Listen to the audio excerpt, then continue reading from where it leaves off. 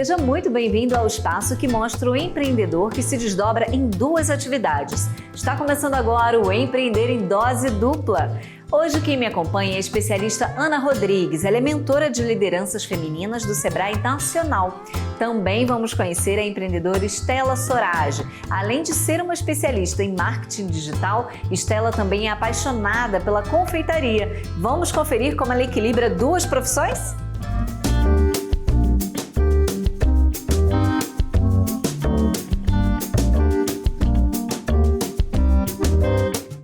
Meu nome é Estela e eu nasci em Brasília. Hoje eu moro em São Paulo. Quando eu me formei em veterinária, eu estava com 22 anos, eu não sabia direito o que eu ia fazer da vida e aí eu resolvi continuar na universidade e fazer meu mestrado. Aí eu fiquei mais 2 anos no mestrado. Foi uma graduação muito legal, eu tive a oportunidade de fazer estágio fora do Brasil.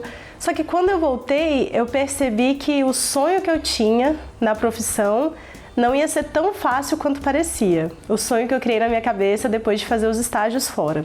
E algo que eu queria muito, que eu tinha muito desejo, era de ganhar dinheiro, de conseguir fazer muito dinheiro em qualquer que seja a área que eu atuasse. E na veterinária eu comecei a ter a impressão de que ia ser uma jornada um pouco mais longa, bastante trabalhosa e que talvez ela não me remunerasse do jeito que eu esperava.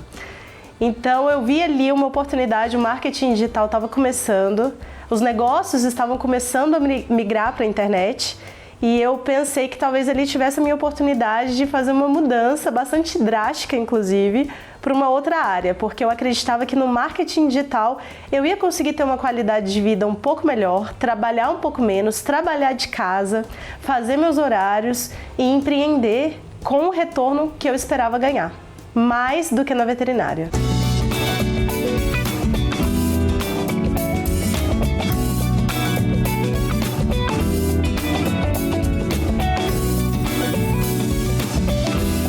Eu conheci o marketing digital por acaso. Eu tinha um hobby de ter um blog, eu sempre gostei de ter blog, de ter fotolog, essas coisas. Na época era fotolog, né? Hoje em dia não existe mais.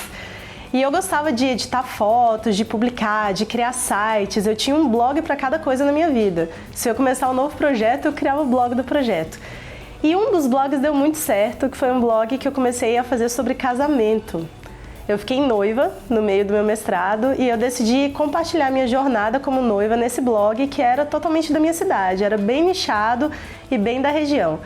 E aí foi uma experiência muito especial na época porque ele fez muito sucesso. Eu lembro que tinha dia que eu tinha mais de 2.000, 3.000 visitas únicas no blog e eu não sabia fazer anúncio, era tudo orgânico.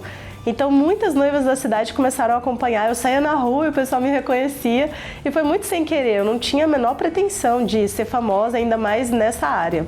Mas eu gostei muito da experiência, eu comecei a fazer uns desafios na época do tipo, vou experimentar 100 vestidos. Eu assisti um filme e fiquei inspirada, não, vou experimentar 100 vestidos de noiva. E aí eu chegava no blog e escrevia como é que era a minha experiência nessas lojas de noiva, em cada uma delas. Então o blog se tornou extremamente rico de conteúdo, quem quisesse casar em Brasília, que era onde eu morava na época, era só entrar lá que ia encontrar qualquer coisa.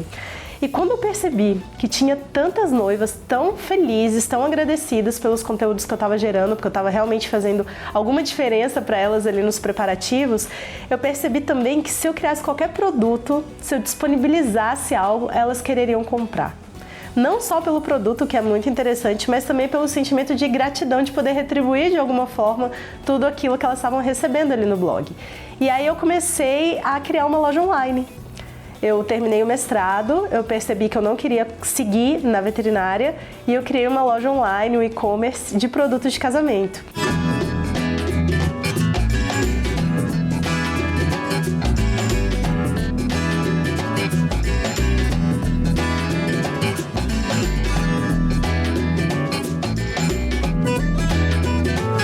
Depois de 4 anos, que eu já estava bastante cansado da logística, contrata, demite, não dá certo, treina, Correios não entregaram o que tinha que entregar, eu falei, ok, tá na hora de eu migrar de novo de área. E foi quando eu fechei a loja, acabei com o meu estoque, terminei tudo e passei a produzir só infoprodutos, produtos digitais.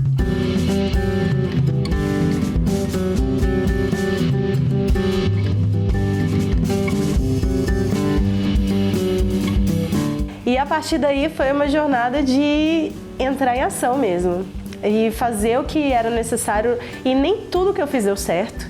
Eu lembro que o primeiro produto que eu fiz foi um e-book, e foi um e-book que eu queria fazer. Eu não sabia se as pessoas queriam comprar, mas eu queria fazer. Era um e-book também da área de casamento.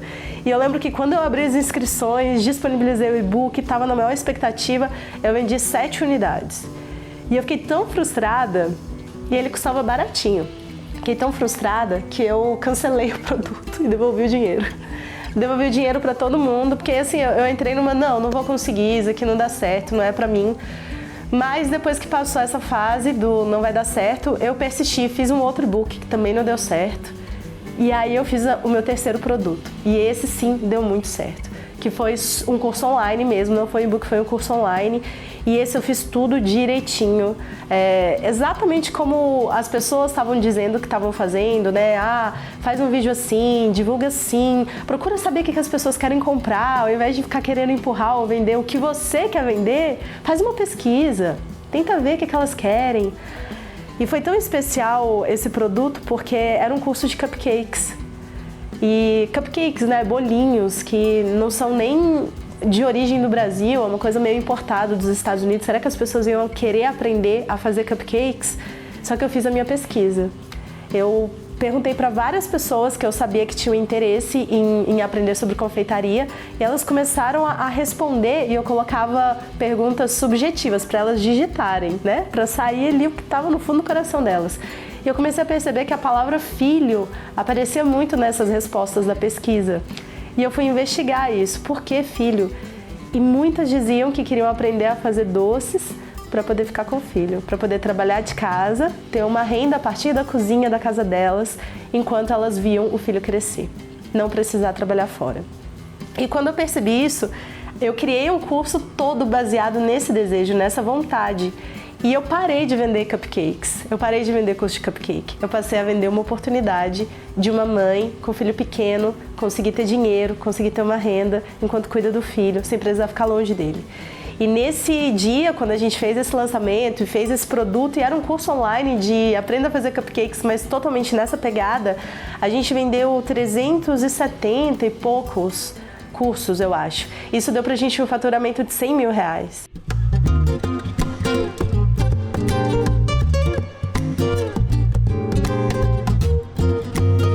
Muita coisa na minha vida mudou. E uma das coisas foi o meu relacionamento com a minha irmã. Eu era tranquila com a minha irmã, a gente não brigava nem nada, mas a gente não era próxima.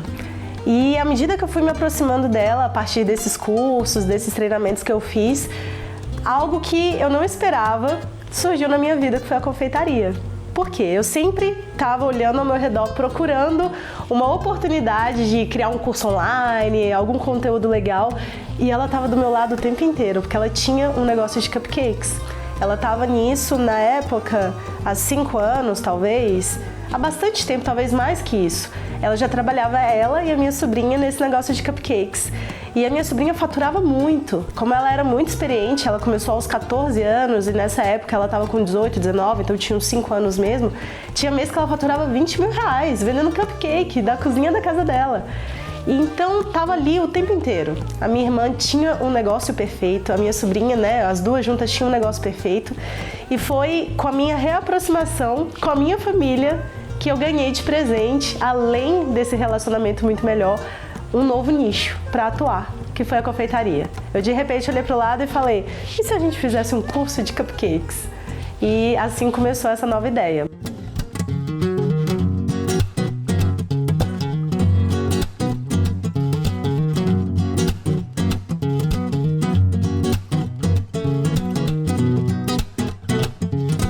E uma vez na confeitaria a gente começou a ter várias alunas, eu percebia que algumas tinham resultado, outras não tinham.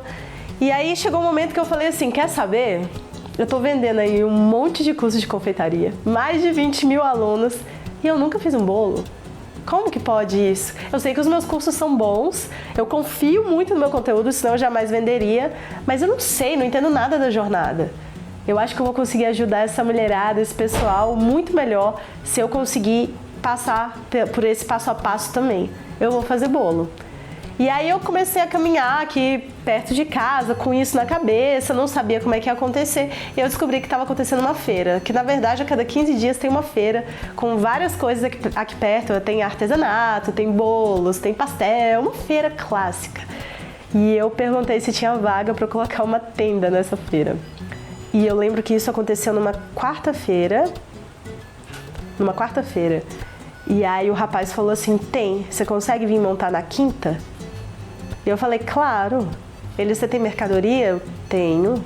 Na quarta-feira, às 13 horas da tarde, eu saí da conversa com ele e fui no mercado comprar leite condensado, creme de leite, farinha, ovo, leite, para poder fazer bolo pela primeira vez, eu resolvi vender bolos no pote, para fazer bolo no pote, para ter tudo pronto para montar uma barraca no dia seguinte. E foi assim que começou a minha aventura.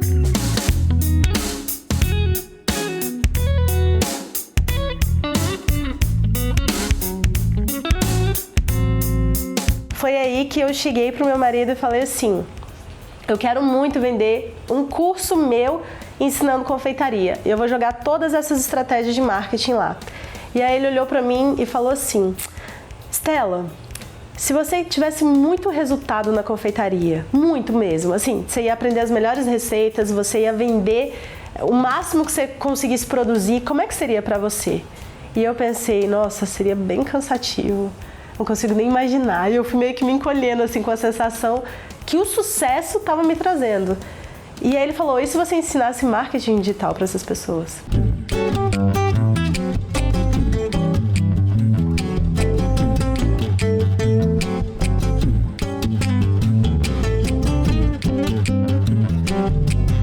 Quando você tem duas áreas de atuação diferentes, né, que você tem uma vida dupla, trabalha com duas coisas distintas, é fundamental sim você conseguir separar tempo para as duas, porque senão você não vai fazer nenhuma das duas bem.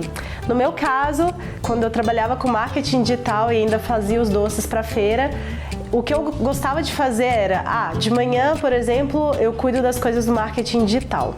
À tarde eu fico mais com o meu bebê, por exemplo. E à noite, depois que ele vai dormir, eu vou fazer os doces, vou fazer os bolos, porque eu sei que é algo que eu não posso ser interrompida no meio.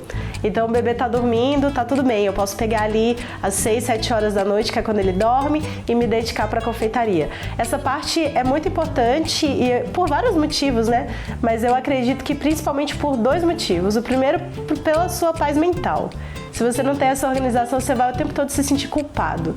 Eu tô cuidando disso, mas esse aqui não tá sendo cuidado como deveria. Não tô prestando atenção do lado de cá. Então, você precisa colocar tempo para atuar em cada um dos dois segmentos para você conseguir ter esse equilíbrio. Esse é o primeiro motivo, que para mim são os dois principais. E o segundo é o de você conseguir dedicar tempo para sua família também. Porque quando a gente empreende, se a gente não tomar cuidado, o negócio se torna algo grande. Geralmente a gente empreende com algo que é a nossa paixão. E aí, de repente, a gente está dedicando mais tempo ali do que em casa. E isso gera efeitos muito ruins, não só para a própria pessoa, mas especialmente para quem está em volta. Que história bacana essa da Stella, né? Que mescla as duas profissões, usa uma para alavancar a outra, mostra como o empreendedor de qualquer área precisa ser multitalentos. No próximo bloco, nós vamos conversar com a especialista Ana Rodrigues. Ela é mentora de lideranças femininas do Sebrae Nacional. Não saia daí, eu já volto.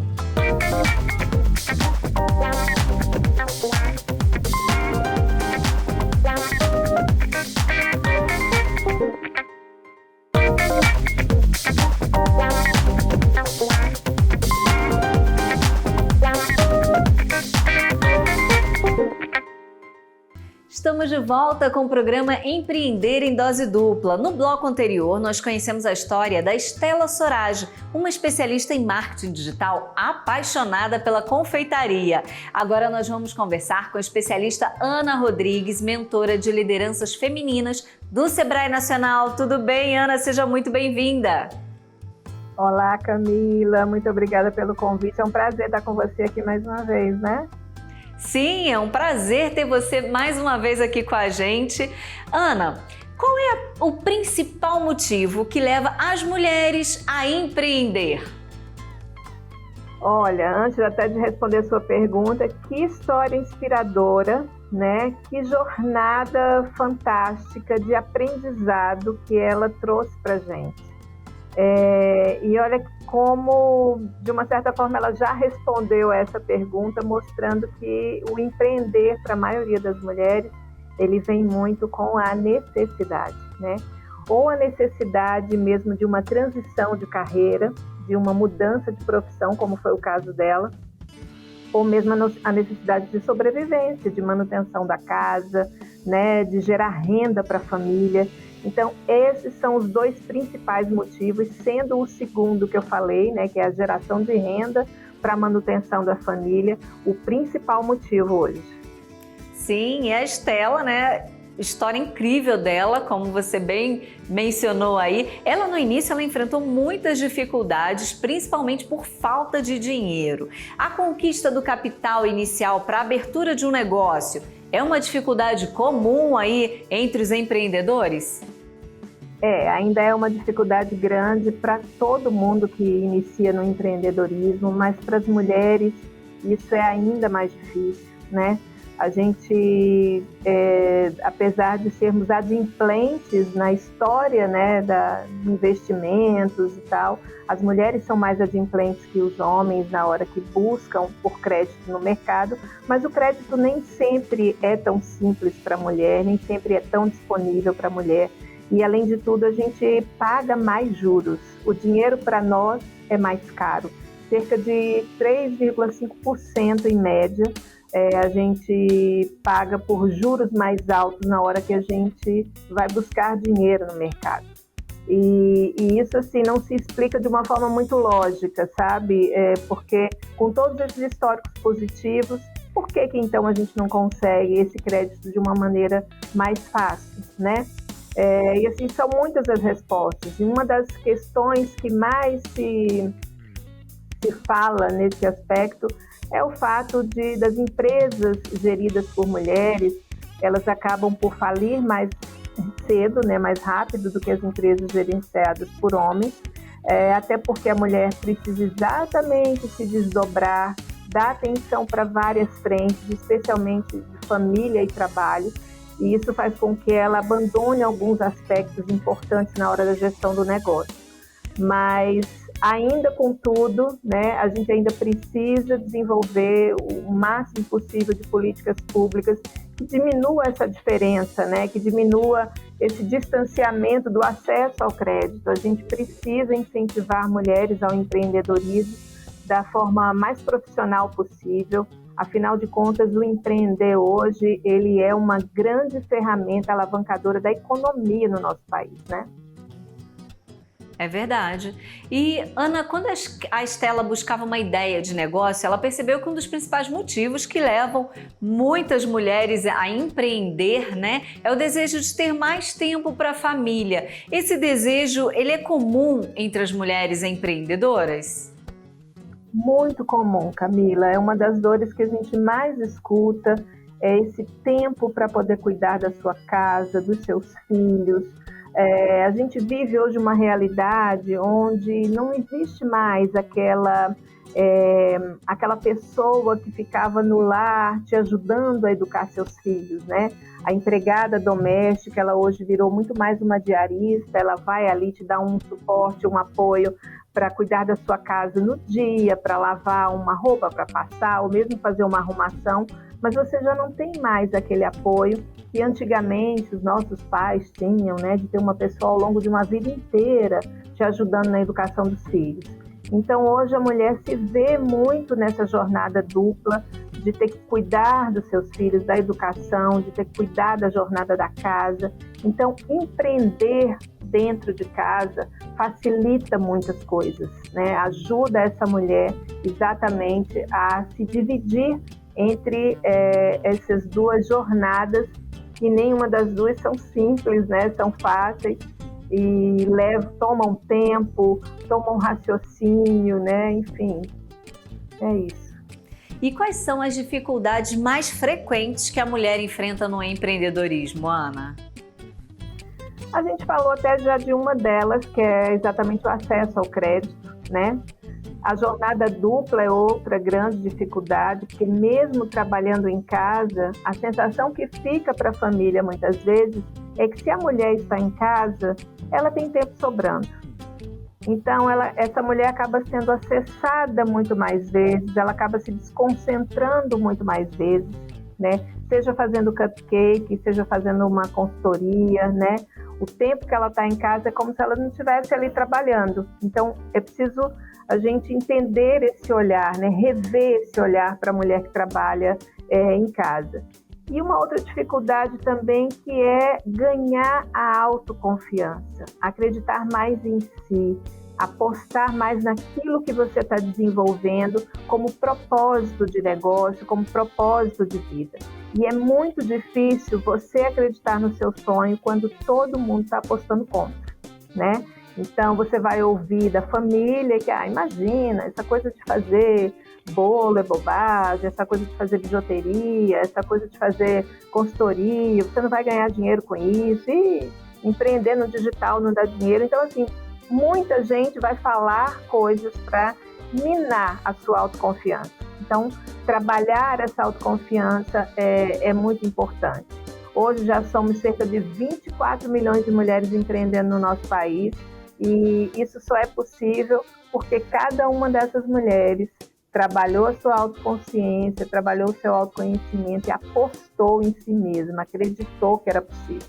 Sim, e a Estela, ela buscou muito conhecimento sobre marketing, né, antes de atuar na área. O quanto é importante pesquisar o negócio antes de investir nele? Pois é, a Estela, ela mostrou uma jornada incrível, porque ela já tem uma visão empreendedora muito aguçada, né? Olha, apesar de aparentemente ela ter começado de uma forma amadora, mas ela buscou todas as ferramentas importantes para formar um conceito, para formar a sua opinião e para ter um objetivo mais traçado, né, e mais coerente com o que ela desejava.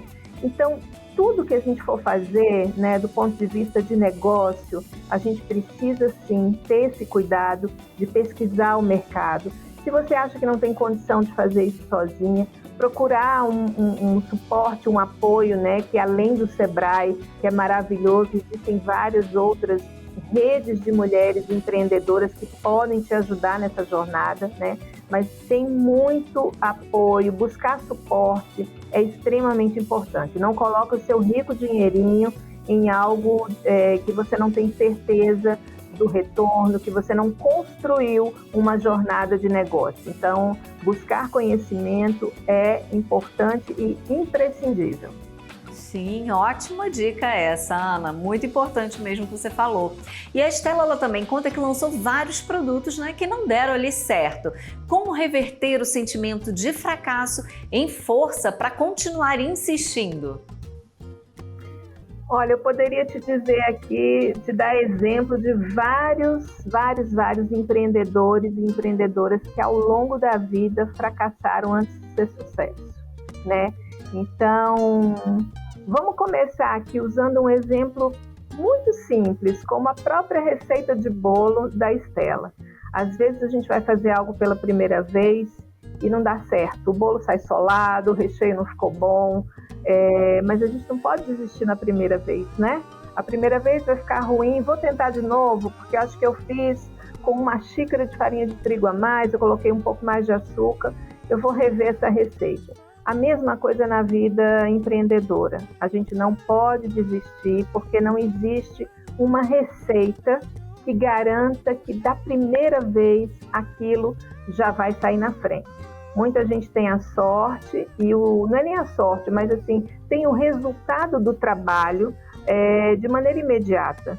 E outras precisam caminhar e ajustar a bússola, o circuito, o caminho, mais de uma vez, né? E a gente tem vários exemplos como esses de mulheres famosas e homens famosos, donos de grandes negócios hoje, que fracassaram muitas vezes antes de obter sucesso. Então, desistir jamais. A persistência é importantíssima para uma empreendedora de sucesso. Sim, e como você bem disse, né, Ana, nós brasileiros não desistimos nunca, né? E Ana, onde uma mulher que sonha em ter um negócio próprio, ela pode buscar conhecimento e informações a respeito? Sem dúvida nenhuma, né? Vou aqui fazer o nosso comercial, mas o Sebrae é o melhor lugar.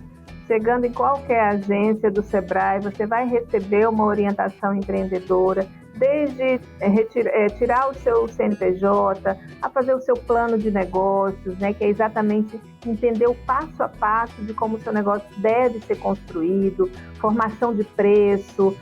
Então, assim, tem muitas informações básicas que você pode aprender com o Sebrae e automaticamente, à medida que você for desenvolvendo o seu negócio, você pode, então, criar novas formações. O Sebrae trabalha o empreendedor desde o início até o grande empreendedor, né? Então, sem dúvida nenhuma, o Sebrae é um excelente caminho para uma mulher que deseja empreender a partir de agora. Com certeza, muito legal. Eu conversei com Ana Rodrigues, ela é mentora de lideranças femininas do Sebrae Nacional. Muito obrigada, Ana, mais uma vez por sua participação aqui com a gente. Obrigada a você, Camila, foi um prazer. Um beijo para vocês. Prazer é todo nosso, esperamos você mais vezes, viu? Obrigada, Ana. Muito legal a dose dupla de hoje, hein? Eu adorei e espero que você também tenha gostado. Te espero no próximo programa Empreender em Dose Dupla, porque você já sabe, né? Assistir o canal Empreender já é um bom negócio. Até a próxima!